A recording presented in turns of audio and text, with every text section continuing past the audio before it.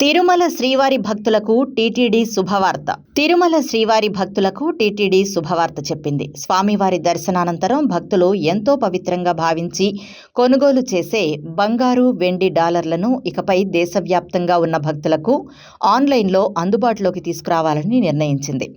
ఆన్లైన్లో కొనుగోలు చేసిన వారికి పోస్టల్ సర్వీస్ ద్వారా వాటిని నేరుగా ఇంటికే పంపేందుకు ఏర్పాట్లు చేస్తోంది.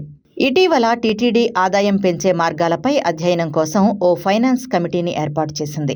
ఈ కమిటీ శ్రీవారి డాలర్ల విక్రయాలను మరింత పెంచాలని, వాటిని ఆన్లైన్లో కూడా విక్రయించాలని సిఫార్సు చేసింది. ఈ సిఫార్సులకు టీటీడీ పాలక మండలి ఆమోదం తెలిపింది. దీంతో త్వరలోనే ఆన్లైన్ విక్రయాలు ప్రారంభం కానున్నాయి.